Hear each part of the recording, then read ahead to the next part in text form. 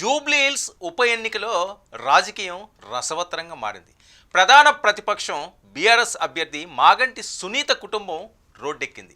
మాగంటి గోపీనాథ్ తల్లి మహానందకుమారి బహిరంగంగానే ఆరోపణలతో గర్జించారు. నా కడుకు చనిపోయాడని నాకెందుకు చెప్పలేదు అంటూ సునీత నిలదీశారు.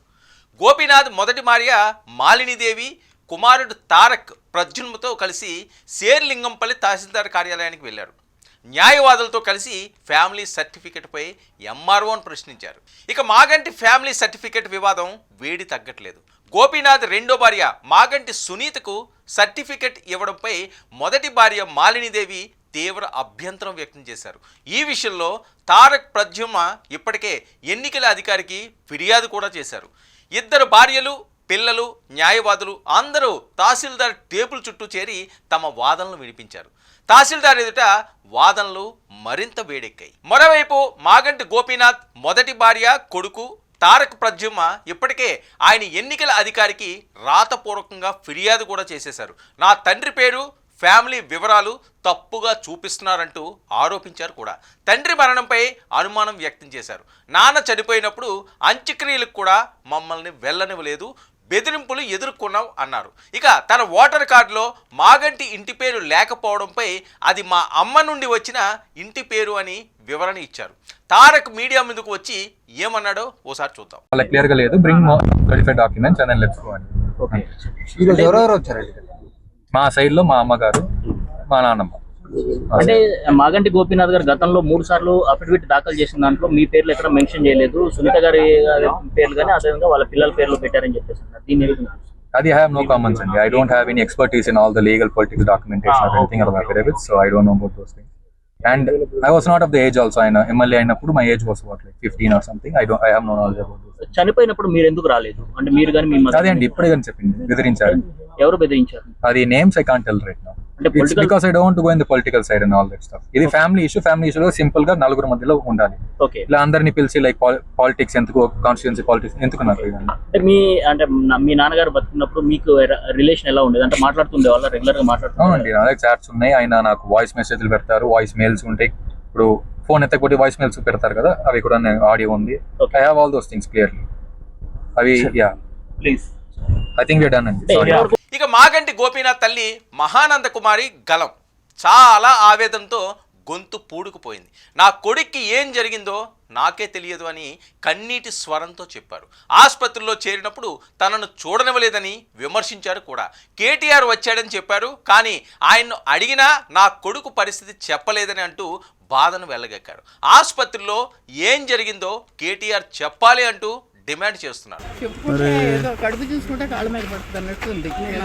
ఏం చెప్పాను, మాగంటి గోపీనాథ్ చనిపోయే వరకు మాగంటి గోపీనాథ్ అంటే అందరికీ రెస్పెక్ట్. ఆయన అట్టాగే బతికాడు, మేము ఎప్పుడు బయటకు రాలేదు. నేను ఎడ్యుకేటెడ్, మంచి చెడు అన్ని, నేను ఎప్పుడు బయటకు రాలేదు. అట్లా అతను చచ్చిపోవటం కాదు, చావే ఒక మిస్టరీ చేశారు. ఏం జరిగింది చెప్పండి.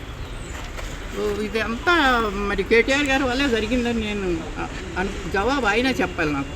ఎందుకంటే ఒక హాస్పిటల్లో ఉన్నాడు, చచ్చిపోయాడని కొంతమంది అంటున్నారు. ఫోన్ మిమ్మల్ని పంపించలేదు? పంపించలేదు. స్టాండర్డ్గా ఆ తల్లి అన్న వదిన రాకూడదు లోపలికి, ఎక్కడికి అసలు ఆ ప్రెమిసెస్కి రాకూడదని, ఐయూసీ ప్రెమిసెస్కి రాకూడదు. వస్తే ఏమవుద్ది తల్లి వస్తే తర్వాత అక్కడ ఉన్న వాళ్ళకి కూడా ఏమి ట్రీట్మెంట్ జరుగుతుందో వాళ్ళకి చెప్పొద్దు. అసలు జబ్బు చేసిందే నాకు తెలియకుండా హాస్పిటల్కి తీసుకెళ్ళిందే నాకు తెలియదు. ఎవరో హాస్పిటల్ తెలిసిన ఆయన ఫోన్ చేసి బాబు వచ్చేసాడు అని పెద్ద బాబుకి ఏంటి గోతి ఇక్కడ ఏంటంటే వెళ్తే రానివరే. ఇక ఎన్నికల ముందు బీఆర్ఎస్ అభ్యర్థి కుటుంబం రోడ్డెక్కడం జూబ్లీ హిల్స్ రాజకీయాల్లో ఇది పెద్ద బాంబు పేలుడే. ఒకవైపు ప్రచారం ఉధృతంగా సాగుతుంటే మరోవైపు కుటుంబ వివాదం బహిరంగం కావడం ప్రత్యర్థి పార్టీల వ్యూహమా లేక నిజమైన ఫ్యామిలీ ఫైటా అనే ప్రశ్నలు ఇప్పుడు తారాస్థాయికి చేరుకున్నాయి. ఇక తాజా పరిణామంలో మాగంటి రెండో భార్య తరపున ఆమె కూతురు దీసిరా బీఆర్ఎస్ లీగల్ సెల్ న్యాయవాది లలితారెడ్డి తహసీల్దార్ ఎదుట హాజరయ్యారు. న్యాయవాది లలితారెడ్డి మాట్లాడుతూ ఫ్యామిలీ సర్టిఫికెట్ ఇష్యూ 2 సార్లు విచారణకు వచ్చిందని, ఇప్పుడు కేసు నవంబర్ 25కు వాయిదా పడిందని తెలిపారు. ఈ వివాదం ఎన్నికలపై ఎలాంటి ప్రభావం చూపదు అంటున్నారు ఆమె. అసలు ఏ విధమైన అంటే వివాహానికి సంబంధించిన డాక్యుమెంట్లు కానీ, వివాహము అంటే డివోర్స్ అయిపోయిందని కానీ కాలేదని కానీ ఎలాంటి మెటీరియల్ డాక్యుమెంట్ ఇప్పుడు ఎంఆర్ఓ గారి ముందు వాళ్ళు ఎలాంటి డాక్యుమెంట్ సబ్మిట్ చేయలేదు. సో అలా ఏమన్నా ఉంటే వేసుకోమని టైం ఇచ్చారు. మనం చూద్దాం. 25th నవంబర్కి కేసు పోస్ట్ అయింది. ఈ ఫ్యామిలీ మెంబర్ కి సంబంధించి ఈ ఎలక్షన్స్ కి ఎటువంటి కూడా చిక్కుముడులు ఉండవు. బికాస్ అది దానికి సంబంధించిన కేసు కానే కాదు. ఒక కుటుంబం, 2 వైపులు ఎన్నో ప్రశ్నలు.